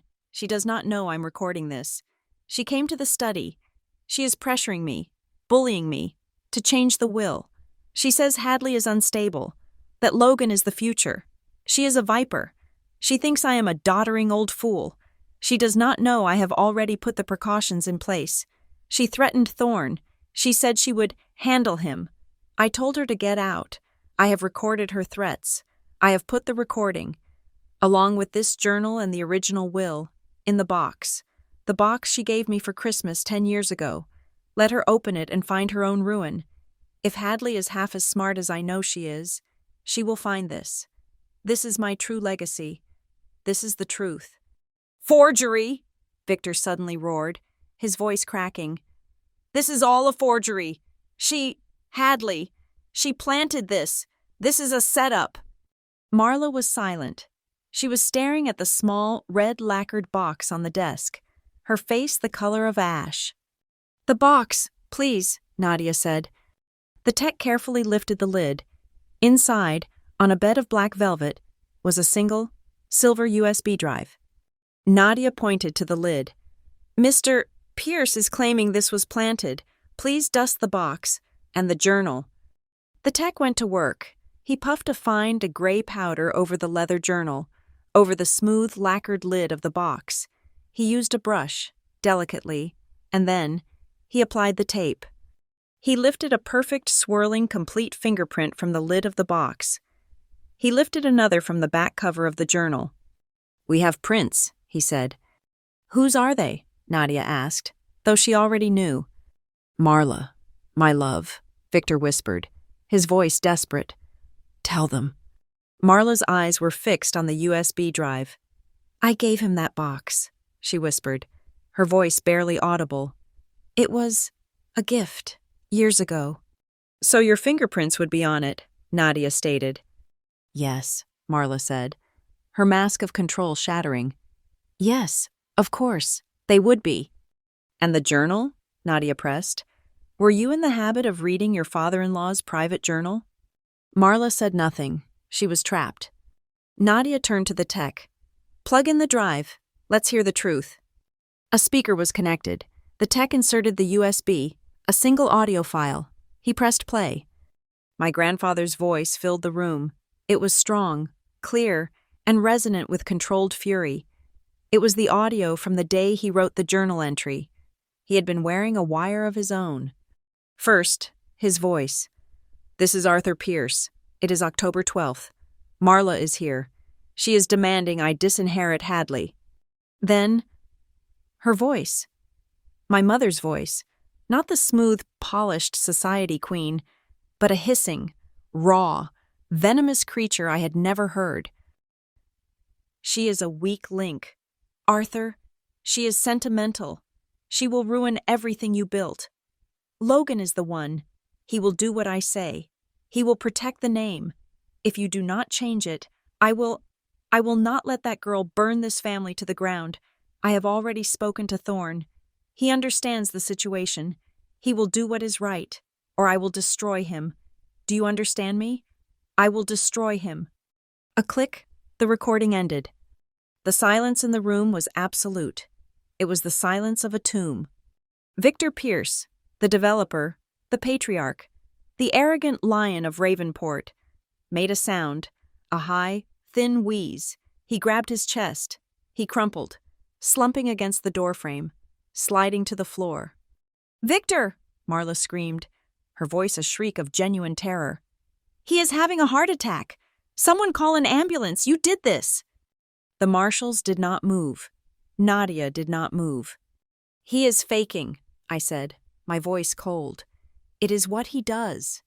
"He is not faking!" Marla cried, dropping to her knees, her silk robe pooling on the expensive rug. "Help him!" Nadia finally nodded to one of the marshals. "Call for a transport. He can be evaluated at the Federal Detention Medical Center." As the EMTs were strapping a theatrically groaning Victor to a gurney, Nadia's phone buzzed. She listened, her face hardening.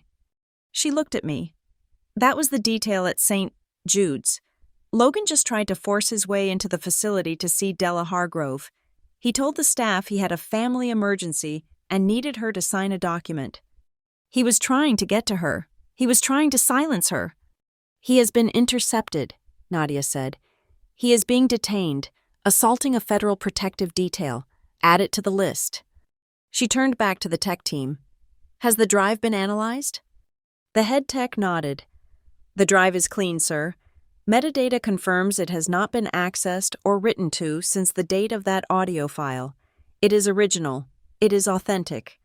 Nadia turned to Marla, who was kneeling on the floor, watching her husband being wheeled away. "Marla Pierce," Nadia said, her voice devoid of any emotion. "You are under arrest for conspiracy to commit fraud, wire fraud, and obstruction of justice." As the marshal pulled her to her feet, Marla looked at me. Her eyes were not hateful. They were not angry. They were, for the first time in my life, completely and utterly empty. She had lost. Nadia looked at the tech, bagged the journal, the will, and the box with the USB. "They are direct evidence."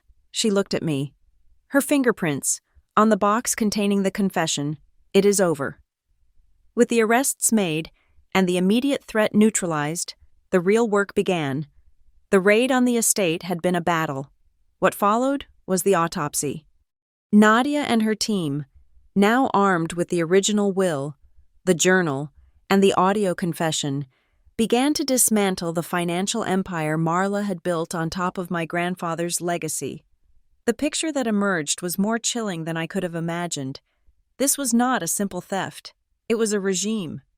At the center of the web was not Pearson Marrow Developments. That was my father's public kingdom. The true source of power was the Pierce Foundation. On paper, it was Marla's philanthropic darling, the charity she used to host galas and polish her image. In reality, it was her personal, unregistered bank. It was the hub through which she moved and washed every stolen dollar, millions of dollars from the estate, disguised as consulting fees from Pearson Marrow, were donated to the foundation. From there, the money was not used to buy hospital wings. It was funneled out, laundered through a dizzying network of shell companies. Nadia's forensic accountants were in heaven. They unpeeled the onion, layer by layer. "The shell companies are all registered in Delaware," Nadia told me, sliding a chart across the table in her sterile conference room. "But they are not in her name, or Victor's, or Logan's." "Whose, then?" Nadia tapped the name at the top of the chart. "Cynthia Barrows." I stared, baffled. "Cynthia? That is her best friend. That is her tennis partner." "That is her bag woman," Nadia said, her voice flat. Cynthia Barrows is the sole director of 12 different LLCs that have received over $30 million in grants from the Pierce Foundation over the last 5 years. Those LLCs then purchased the Miami condo, the Telluride Lodge, and funded a private equity account in the Caymans. Your mother did not even trust your father with the keys. She used her socialite friend. It was brilliant, in its own sociopathic way. She had hidden her crimes behind the two things no one in Ravenport would ever question: her charity and her vapid best friend. But the most damning evidence was not in a ledger. It was in her email. With the warrant, the federal team had seized her private server. They found the email, sent from Marla's personal account to her crisis communications advisor, dated just 1 week after my grandfather's funeral, long before I had any suspicion. The subject line was, "The H problem." The body was short and brutal. "She is going to be difficult. She has Arthur's sentimentality, and she is too smart. If she even hints at going to the press, or to a lawyer, I want a preemptive file ready. We will frame it as grief. We will call it a breakdown. We will use the word unstable. I want you to start compiling a list of sympathetic friends we can leak to. If Hadley plans to make a scene, we will crush her before she ever gets on stage." I read it, and my blood ran cold. This was not a reaction. This was a plan. She had been preparing to destroy me from the moment the forged will was filed. My instability was not a convenient smear. It was a calculated strategy, drafted and waiting, before I had even spoken a word of protest. The final piece of the psychological puzzle came from the journal we had recovered from the safe. Nadia had given me a copy. I read it in my apartment. The new locks on my door a stark reminder of how close I had come to being crushed. My grandfather's words were sharp. He was not just a businessman.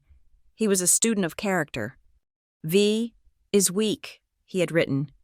"He has my ambition, but none of my spine. He sees the company as a monument to himself. I see it as a responsibility. He will be easily led, but M is cold as steel. She does not care about the business. She cares about the name. She cares about the brand, the image, the power it gives her in this city. She sees the family as her corporation, and she is its CEO. She will cut out any part of it that does not obey. M is cold as steel." It was all there.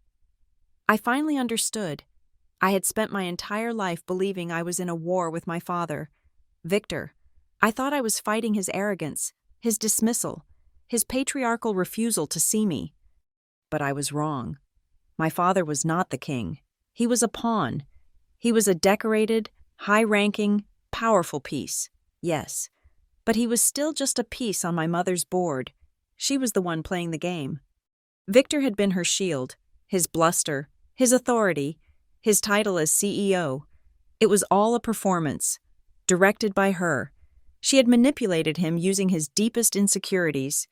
She had stoked his jealousy of my relationship with my grandfather. She had used his heart attack, his illness, as a tool to bind him to her, to make him feel weak and dependent, to make him believe she was the only one strong enough to hold the family together. He was not a monster. He was a puppet, and she was the one holding the strings. Marla's motive was finally clear. It was not just greed. It was control. She wanted to create a dynasty in her own image. Perfect, polished, obedient, and branded. Logan was the perfect heir because he was empty. He was a handsome, charming vessel she could pour her ambition into. I was the threat. I was the one who had my grandfather's fire. I was the one who cared about the work, not the name. I was the one who could not be controlled, and so, in her world, I had to be exiled, and if that did not work, I had to be destroyed. This realization brought no peace. It brought only a cold, sharp, clarifying rage. And it left one piece unaccounted for: Logan. He was out on bail. His attempt to corner Della at the nursing home had been a disaster, adding state charges of witness intimidation to his federal woes. He was radioactive. His friends were gone. His bank accounts were frozen. He called me, from a burner phone. "Hadley," he whispered. his voice a raw, terrified croak. The smooth, bored arrogance was gone. "Please, I need to see you." He named a place, the public parking garage at the downtown library, a place of total neutrality, a concrete box. I told Nadia. She had a tactical team in place before I even got in my car. They would be unseen, unheard, but they would be there. I found him on the 4th level. He was huddled against a concrete pillar, wearing a hoodie and jeans, looking like just another lost soul. The golden boy was gone. He looked small. "Logan," I said, my voice echoing in the empty garage. He flinched, then turned. His eyes were red-rimmed, his face pale and unshaven. "Hadley, what do you want?" Mom, Dad, they told me nothing," he whispered, the words tumbling out. They just said you were suing. They said you were crazy. They said I had to protect the family." "You did more than that. Logan, you tried to intimidate a 79-year-old woman in her bed." He flinched, tears welling in his eyes. I did not know.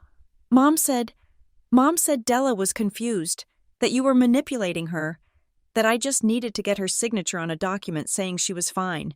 I did not know she was a federal witness. I swear to God.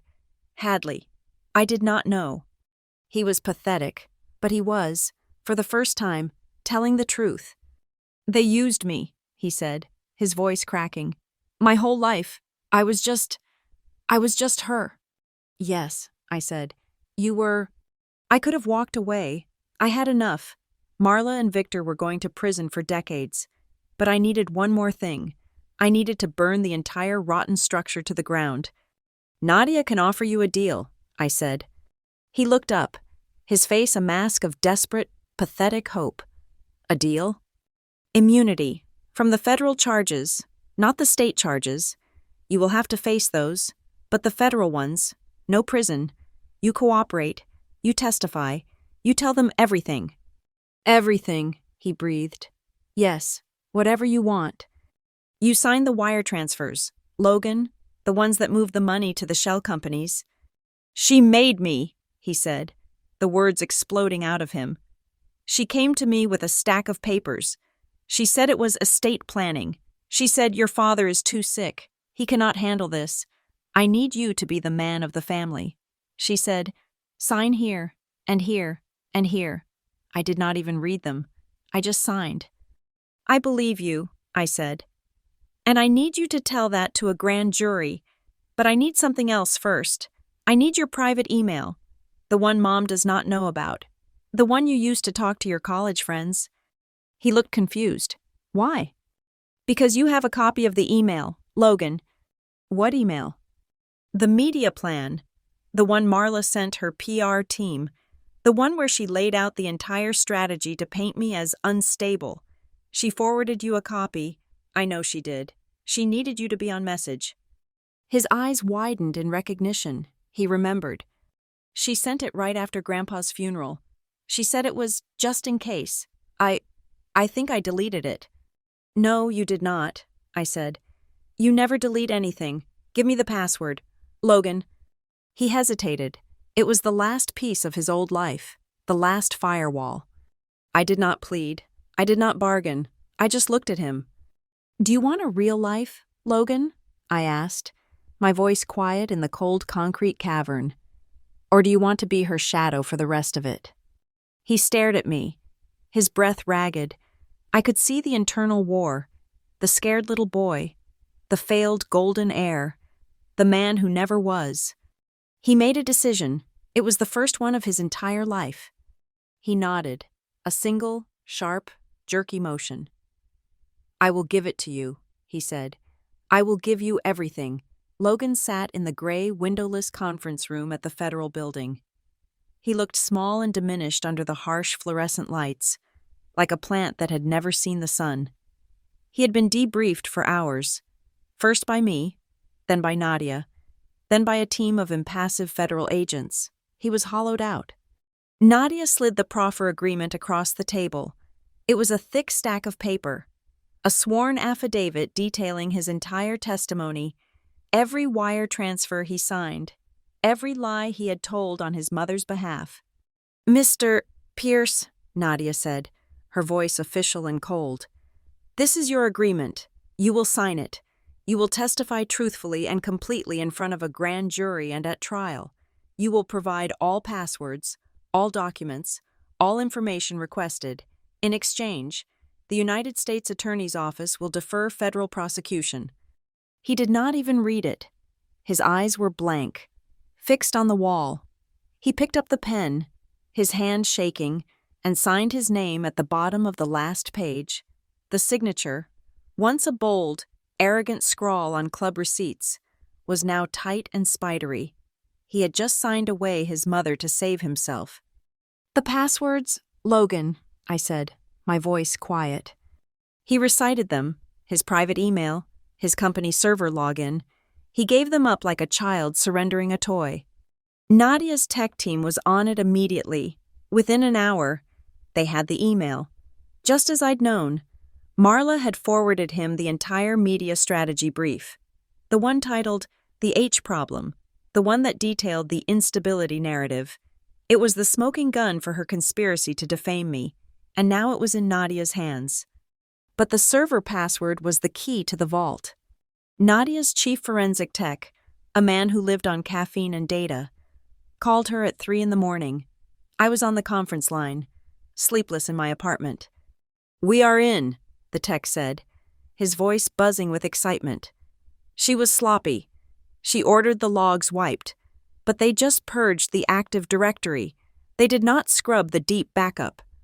"What did you find?" Nadia asked. The night of September 12th, 2019, 3 days after the forged will was filed, 9:05 p.m., an email from Marla Pierce's executive account to the head of IT. The directive is explicit. He read it aloud. "System maintenance is required tonight. A full scrub. Ensure all user logs and transfer histories prior to today are permanently erased. This is a top priority directive. Confirm when complete." It was the digital bonfire.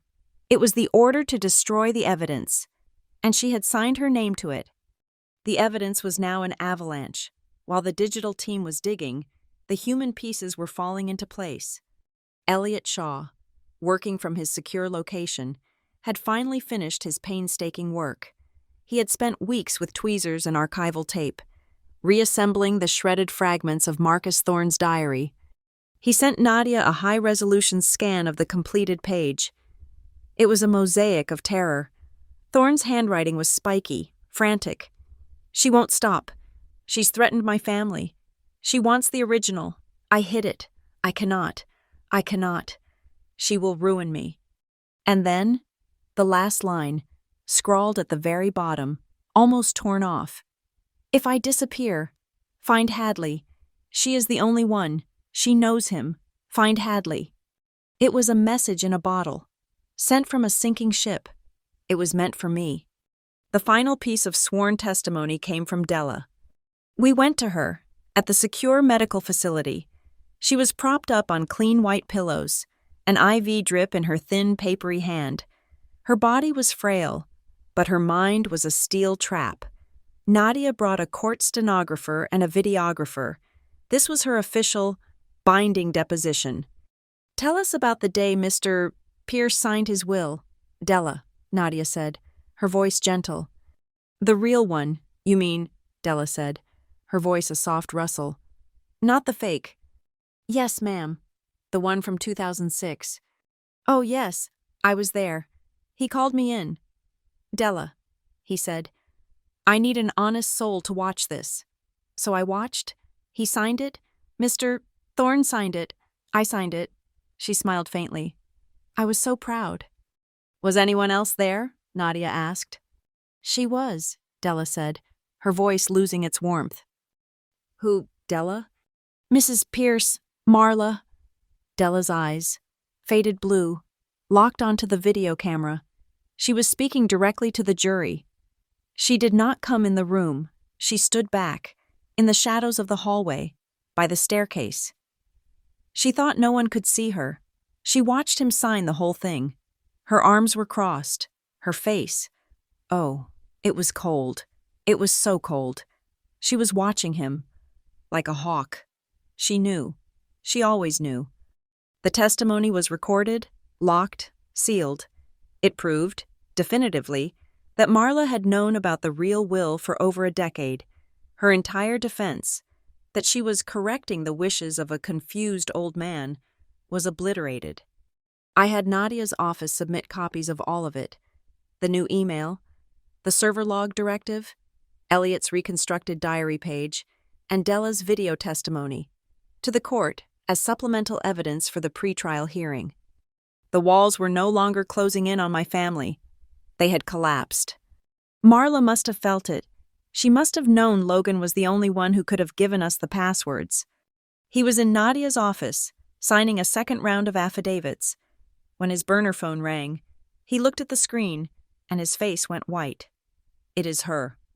"Answer it," Nadia said. "Put it on speaker." Logan's hand was shaking so badly he almost dropped the phone. He fumbled, then swiped to answer. "Logan?" It was Marla's voice, but it was a voice I had never heard. The steel was gone. The polished ice was gone. It was the voice of a broken woman, weeping, her words thick and slurred. "Logan, baby, what did you do? Why are you doing this to me?" Logan was frozen, his eyes squeezed shut, tears rolling down his own pale cheeks. "They are lying to you, baby," she sobbed. "They are tricking you. You do not understand. You do not understand what I did. I did it for you. I did it to protect you, to protect this family. Everything I did, it was for you." It was her last, most potent poison, her guilt, her manufactured sacrifice. I watched my brother, a 34-year-old man, curling into a ball of shame, ready to be hypnotized one last time. "Logan," I said. My voice was sharp, a slap in the quiet room, just his name. He opened his eyes. They were swimming. He looked at me, at the cold, hard reality of my face. He looked at Nadia, at her impassive, waiting stare. He looked at the gray, sterile government office. Then he looked at the phone, at the source of the weeping, manipulative voice that had directed his entire life. He pressed the red icon on the screen. The call ended. He put the phone down on the table, face down. He wiped his face, his breath shuddering. He had finally, definitively, hung up on his mother. Victor's last move was, as always, one step removed. He sent his lawyer. Rex Danner requested an urgent, off-the-record meeting with Nadia. Just her. She took it. When she came back to the conference room where I was waiting, she had a look of profound, almost amused, contempt. "He tried to make a deal," she said. "What deal?" "Victor will plead guilty," she said, "to one count of misprision of a felony. Basically, knowing about a crime and not reporting it, he is offering to serve 6 months, house arrest, of course, at the estate. He is also offering you the entire inheritance, all of it, the controlling shares, the properties, the cash, a full and immediate transfer, a quiet, sealed, private settlement." I stared at her. It was everything I had been fighting for. The money, the company, my grandfather's legacy, all of it, handed to me on a silver platter. "In exchange," Nadia continued, "all federal and state charges against Marla Pierce are to be dropped, permanently." He was sacrificing himself, his reputation, his clean record, the patriarch, falling on his sword, not for honor, but to save her, to save the real boss. "He is trying to bury the truth," I said. "He is trying to buy her freedom. He wants this to stay a family matter. He wants to prevent her confession from ever being played in open court. He wants to save her from the humiliation." "That is exactly what he wants," Nadia agreed. "Tell him no," I said. Nadia smiled. "I already did. I told Mr. Danner that this was no longer a negotiation. It is a public prosecution. I told him we would see his clients in court, and that I would be playing Mrs. Pierce's confession for the entire world to hear. His face. It was quite a picture. There was nothing left for them to do. The legal maneuvers were exhausted. The threats were empty. Nadia's office unsealed the final, devastating piece of evidence, releasing it to the press, the audio file from my grandfather's safe. It was an explosion. The Arthur Pierce audio, they called it. Every news outlet in Ravenport played it. The Gazette, shamed into real journalism, ran the transcript on its front page. You could hear it in taxis, in coffee shops, in the halls of the banks downtown. My grandfather's strong, defiant voice, and my mother's cold, hissing, venomous. I will destroy him. The city was stunned. The socialites who had mimicked Marla, who had feared her and admired her, were speechless. The instability narrative she had so carefully crafted against me evaporated. The Children's Hospital Board, which had only suspended her, now acted definitively. They called an emergency vote. Her name was permanently, publicly, and unanimously removed from their board. They issued a scathing public statement, condemning her deeply unethical and criminal actions and severing all ties with the Pierce family. By 5 o'clock that evening, a work crew was at the hospital, chiseling the words, "The Marla Pierce Wing," off the stone facade. Her public execution was complete. That afternoon, a single email came from the court clerk. The final pretrial hearing, the one where the judge would rule on the admissibility of all this new evidence, was set. Tuesday, 9 in the morning. This was it. Not a negotiation, not a settlement, a public reckoning. I stood in my apartment, looking out the window at the Ravenport skyline. My father's name was on half those buildings. My mother's name was being scraped off the other half. It was my city. I thought of the woman who had walked out of that building in the rain, clutching a box of files like a life raft. I thought of the ghost who had hidden in this concrete loft, weaving a web of red yarn in the dark. They were both gone. I picked up the black blazer I would wear to court. I was ready. I was ready for the battle of my life. The courtroom was not a room. It was a pressurized chamber. The air was hot, thick, and smelled of wool suits, old paper, and the metallic tang of adrenaline. The press was packed into the back benches, a silent, ravenous entity. At the defense table, my family sat, but they were no longer the confident trinity I had faced. Victor was gray, Marla was rigid, her face a mask of porcelain. Logan was not even there. He was sequestered, waiting. Rex Danner, their lawyer, looked like a man who had not slept in a week. His expensive suit rumpled. Nadia Reyes stood. She was the calm at the center of the hurricane. She walked to the large digital displays set up for the court. "Your Honor, members of the gallery," she began, her voice crisp and clear, cutting through the heavy silence. "The case against Marla and Victor Pierce is not one of family drama. It is a cold, calculated criminal conspiracy. It is a story in 4 acts." The screen behind her lit up. 4 words, in a clean black font. Paper, voice, money, director. "The first act," Nadia said, "is the paper, the theft itself."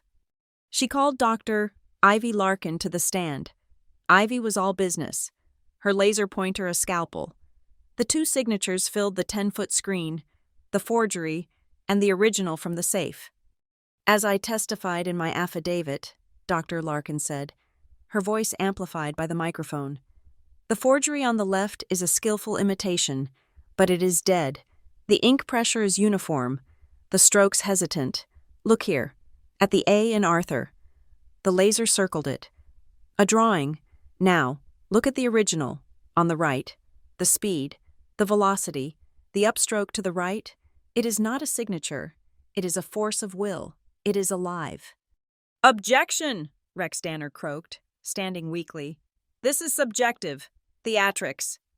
Judge Benton did not even look at him. "Your objection is noted and overruled. Mr. Danner, your client is free to hire their own expert to refute her." "Oh, wait," he said, checking his notes. "They chose not to." Nadia moved to the second act. The voice, the intent of the victim. She called the FBI forensic technician. He testified that the silver USB drive recovered from the safe was pristine. its metadata confirming it had been sealed since October of 2017. "We will now play the audio file contained on that drive," Nadia announced. A click, and then my grandfather's voice. It was not the frail, sick man they had painted. It was him, strong, resonant, furious. He was reading his will aloud. "And the entirety of my estate, my shares, my legacy, I leave, unequivocally, to my granddaughter, Hadley Bryan. She is the only one with the fire to manage it." A gasp rippled through the press gallery. Victor sank lower in his chair, as if the voice were a physical weight. Nadia was not finished. "And now, Your Honor, the journal entry from the same day." She projected the image of the journal page, the one that read, "If I disappear, find Hadley." She read his words aloud. "Marla was here. She is a viper. She does not know I am recording this. She does not know I have put the precautions in place. Tin Hadley." "Objection," Danner tried again. "Hearsay, foundation." "Overruled," Benton snapped. "It is a dying declaration found alongside a confess to forgery. Mr. Danner, it is the very definition of foundation. Sit down." "Act 3, Nadia continued, relentless. "The money, the cover-up." The technician brought up the server logs from Pierce and Marrow. The screen filled with the text of an email. "From Marla Pierce to IT Department, subject, urgent, system scrub." Nadia read it aloud. "Ensure all user logs and transfer histories prior to today are permanently erased. This is a top priority directive. Confirm when complete. Date, September 12, 2019. 3 days, Nadia told the judge, after the forged will was filed. The screen changed again, a complex, horrifying flowchart. It showed millions of dollars moving from the Pierce Foundation, disguised as grants, into 12 different shell companies. "These companies," Nadia said, "were all registered to one woman, Mrs. Marla Pierce's best friend and tennis partner, Cynthia Barrows. This was not estate planning. This was laundering." Before Danner could even form the word objection, Nadia moved to her next witnesses. "The defense has tried to paint Hadley Bryan as a greedy, incompetent daughter. We will now hear from the people who actually worked with her." She called them, one by one, the 3 former executives from Pierce and Marrow. They were older, respectable, and unimpeachable. "Tell the court about the crisis of 2017. Nadia asked the former comptroller. "We were hours from insolvency," the man said, his voice firm. "Mr. Pierce was in the hospital. The banks were calling their loans. Hadley Bryan, alone, restructured the debt, and when we had a payroll shortfall, she injected her own money, $480,000, from her personal trust. She did not ask for it back. She saved us. We all knew it." "And what was her reward?" "She was fired," the man said. 3 months later, her brother was given her job." The courtroom was silent. Rex Danner knew he was beaten on the facts. He had one move left: character assassination. He rose for his cross-examination. "Mr. Comptroller, are you aware that Hadley Bryan stands to gain control of a multi-billion-dollar empire if this court rules in her favor? This is not about justice, is it? It is about money." Nadia stood. "Your Honor, Mr. Danner has raised an excellent point. Let's talk about the money." She submitted a new document to the clerk. "This," Nadia announced to the room, "is the Articles of Incorporation for the Arthur Pierce Foundation for Legal Justice, a nonprofit charity, filed 3 months ago by Hadley Bryan, and this," she held up a second document, "is a legally binding, irrevocable pledge, placing 100% of any and all assets recovered from the Arthur Pierce estate into this foundation, its sole purpose, to provide legal aid to victims of probate fraud and family estate theft." A bomb had gone off in the room.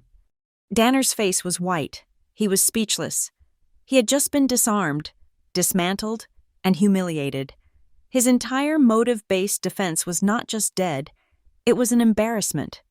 "Hadley Bryan," Nadia concluded, her voice ringing. is not here to get rich. She is here to get justice. She has already given the money away." "Act 4, Nadia said, her voice dropping, becoming cold. "The director." She called Elliot Shaw. He was shaking, but his eyes were fixed on Marla. He held the reconstructed diary page from Marcus Thorne. "He gave this to me," Elliot said, his voice thick with emotion.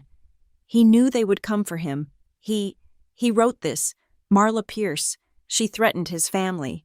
She told him to erase the records. She told him to forge the will. He was a good man, and she destroyed him." "If I disappear," Elliot read, his voice cracking, "find Hadley." "This is a circus," Danner roared, on his feet. "Hearsay. Inadmissible." "Sit down, Mr. Danner." Judge Benton's voice was thunder.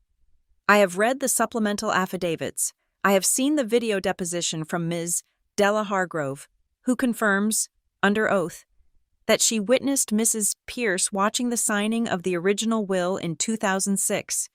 I have seen the email from your client to her PR team, planning to crush her daughter with a false instability narrative. Your objections are overruled, all of them. Do you understand me?" Danner fell back into his chair, defeated. Marla was staring at the judge, her face a mask of pure disbelief. She had never been spoken to this way in her life. She stood up, her voice a high, strained shriek. "You cannot. This is all a lie. They are lying. Victor, tell them. Tell them they are lying." Judge Benton's eyes were slivers of ice. "Mrs. Pierce, you will address this court as Your Honor, and you will not speak again, unless it is from that witness stand, under oath, and subject to cross-examination by the prosecution. Is that clear?" Marla stared at him, her mouth opening and closing.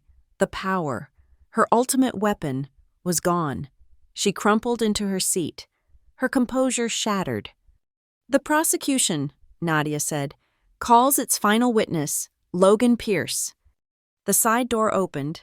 Logan was led in, not in a suit, but in a rumpled button-down shirt. His face was blotchy, his eyes red and swollen. He looked like a child. He shuffled to the witness stand and took the oath, his voice an inaudible mumble. Nadia was gentle. "Mr. Pierce, please tell the court who signed the wire transfers that moved millions of dollars from the Pierce Foundation to the shell companies."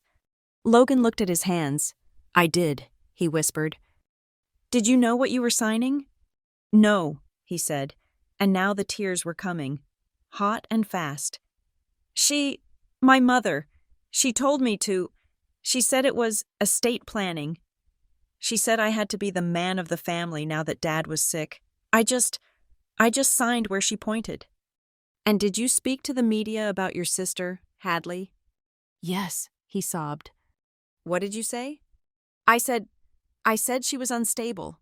I said she was crazy." "Was that the truth, Mr. Pierce?" He looked up, his face a ruin of snot and tears. He looked across the courtroom, his eyes finding mine for the first time. "No," he choked. "No, it was a lie. Hadley, she saved the company.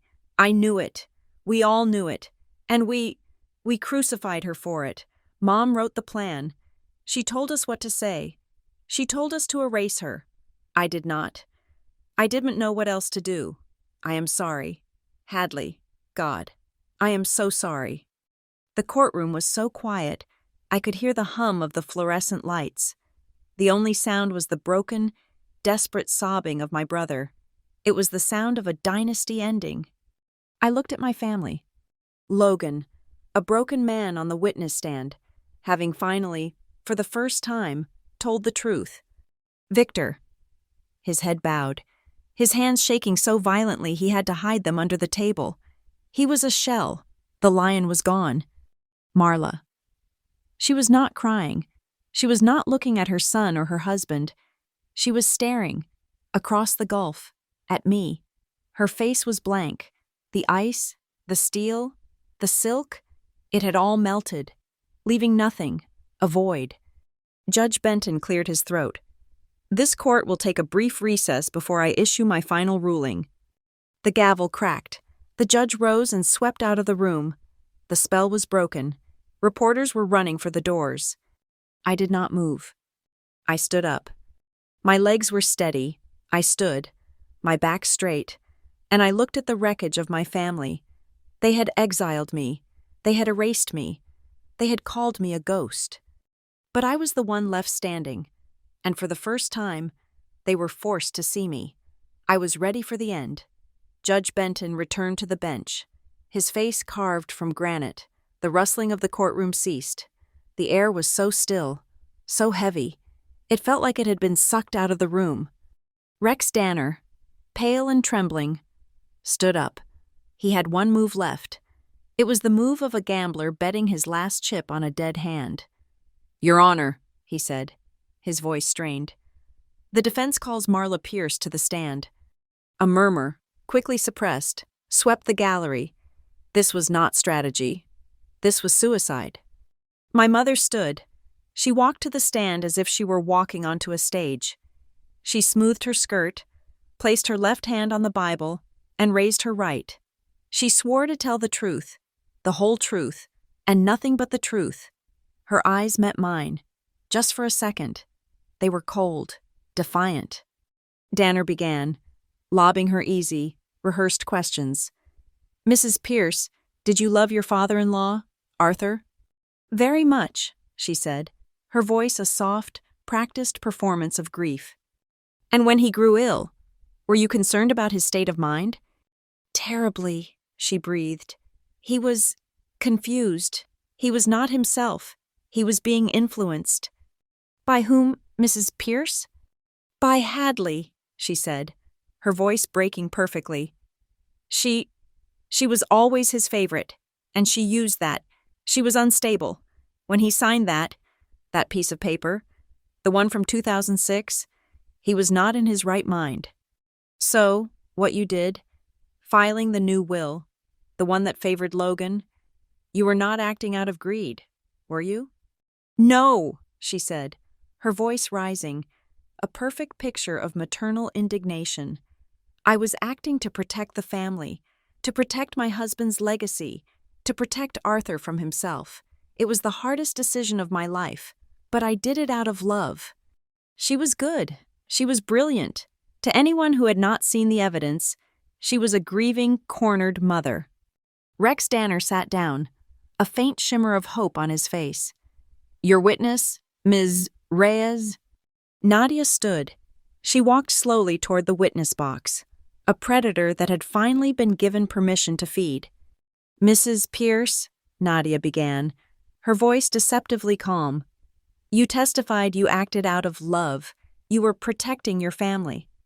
"Yes," Marla said, gripping the rail. "Is this," Nadia asked, "what your protection looks like?" The screen lit up, the email, the one to her public relations advisor. "If H intends to go to the press, crush her before she ever gets on stage." Marla's face froze. That is taken out of context. That was a private, theoretical discussion." "Was this also theoretical, Mrs. Pierce?" A click. The courtroom was filled with the sound of the Black Fur Lake Lodge, the crackling fire, and Logan's voice, loud and clear. "Dad already handled that lawyer. He is not a problem. He is gone. What are you worried about?" Marla recoiled, as if struck. My son was inebriated. He is a confused boy. He says foolish things. He had no idea what he was talking about." "He seemed to know," Nadia pressed. "He said Mr. Thorne was handled. What did he mean by that? Mrs. Pierce, did you handle Marcus Thorne?" "I have no idea what you are talking about." So, let's talk about what you do know about," Nadia said, her voice turning to steel. "You testified, under oath, that my client's evidence, the USB drive, the audio confession from your father-in-law, was a fake, that she planted it." "Yes," Marla spat, her mask cracking, the viper beneath showing its fangs. "She planted it. She fabricated all of it. I never saw that drive. I never saw that journal. I knew nothing about any of it." "You knew nothing," Nadia repeated. "You never saw the red lacquered box that Drive was found in?" "No, never. It is all her construction." "Then, Mrs. Pierce," Nadia said, her voice dropping, "can you explain this?" The screen changed. It was the forensic report. A close-up of a single, perfect fingerprint, lifted from the smooth, lacquered lid of the red box, and next to it, Marla's own print, taken during her booking. A perfect match. The color drained from my mother's face. She stared, speechless. "You are under oath, Mrs. Pierce," Nadia said, her voice a deadly whisper. "Do you wish to change your testimony? How did your fingerprint get on the box you just swore seconds ago you had never seen?" Marla was hyperventilating. She was trapped. She looked at Danner, at Victor, her eyes wild. She tried to lie. I remember now. The box. It was a gift. I gave it to Arthur. Years ago. For Christmas.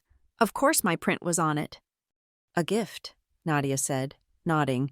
"So you admit you lied just now." "I was confused. It was so long ago." "So you gave him the box, but you did not know what he put in it. You did not know he put a recording of your own voice, threatening to destroy a man, inside it." "No, of course not. The housekeeper, Della, she must have put the drive in there. She was helping Hadley. Della planted it." Nadia gave her a look of pure, cold pity. "You are blaming the 79-year-old housekeeper, Mrs. Pierce? The same housekeeper who was in protective custody? The same housekeeper, perhaps, who took this?" The screen changed one last time. The Polaroid. My grandfather, signing the real will, and in the mirror, Marla's cold, reflected image. "You testified," Nadia said, her voice booming now, "that you knew nothing about the 2006 will, that Arthur was confused, but here you are, Mrs. Pierce, reflected in the mirror, watching him sign it. You were there. You knew. You have known for over a decade. You have perjured yourself. Mrs. Pierce, no less than 4 times in the last 5 minutes." Marla Pierce said nothing. She just stared at her own ghostly image, her mouth open in a silent scream. She was, finally, defeated. "Your Honor," Nadia said, turning away from the stand in disgust, "I have no more questions for this. Witness." Nadia walked back to our table. She looked at Elliot Shaw, who was sitting in the front row. "Mr. Shaw," she said, her voice clear. "One last time, for the court, the final words from Marcus Thorne's journal." Elliot stood, his hands shaking, but his voice was loud and clear, an epitaph for his lost boss. "If I disappear," he read, "find Hadley." The courtroom was Pharaoh tomb silent. The only sound was the clicking of the court reporter's keyboard and the quiet, ragged breathing of my mother. Judge Harold Benton looked at my family. He did not look at them with judicial impartiality. He looked at them with a profound, human disgust. He took off his glasses. He polished them. He put them back on. "This court," he began, his voice a low, rumbling thunder, "has seen its share of family disputes over money. They are often ugly, but I have never, in my 34 years on this bench, seen anything like this." He looked directly at Marla and Victor.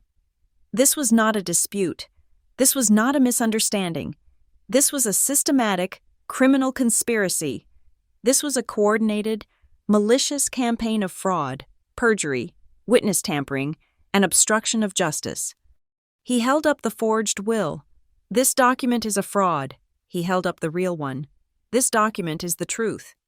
"This was not about protecting a legacy," he said, his eyes finding Marla. "This was about greed. This was about power. And it was about a chilling, sociopathic cruelty directed at your own daughter, who did nothing but save the company you were prepared to inherit." He lifted his gavel. "The findings of this court are as follows. 1. The forged will of 2017 is hereby declared null and void. 2. The original, holographic will of Arthur Pierce, dated 2006, is entered as the final binding and sole legal testament. 3. All assets, properties, and controlling shares of the Arthur Pierce estate, and all derivative profits thereof, are to be immediately and fully restored to their rightful heir, Hadley Bryan. I let out a breath I did not even know I was holding. But Benton was not finished. This is not just a probate matter. I am referring this case, in its entirety, to the U.S.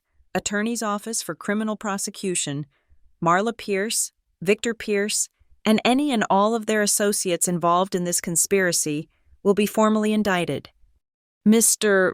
Logan Pierce, he said, looking at the side room where my brother was hidden, in light of his full cooperation, will receive the conditional immunity as proffered by the prosecution. However, this court orders a full restitution. He will repay every single illicit dollar he received from this fraud. It was over. It was all over. I looked across the aisle. Marla was staring at me. The ice was gone. The steel was gone.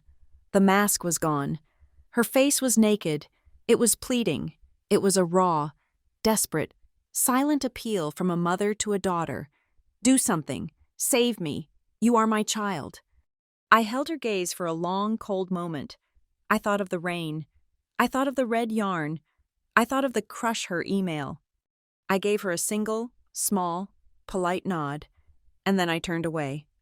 From beside me, Victor, my father, his body shaking, his face a ruin, half rose from his chair. He reached a trembling hand across the aisle. "Hadley," he whispered, his voice a dry rasp. "Hadley, daughter, I am so sorry. I am." Crack. Judge Benton's gavel struck the block, the sound echoing like a gunshot. "Mr. Pierce," he roared, "this courtroom is not a stage for your family's performance. Silence." The gavel struck again. Thank you so much for listening to my story. I see so many of you here. Please tell me in the comments where you are listening from. I would love to connect and hear your thoughts. If this story moved you, please subscribe to Lila Revenge Stories, like this video, and give us your support by hitting that hype button so more people can hear it.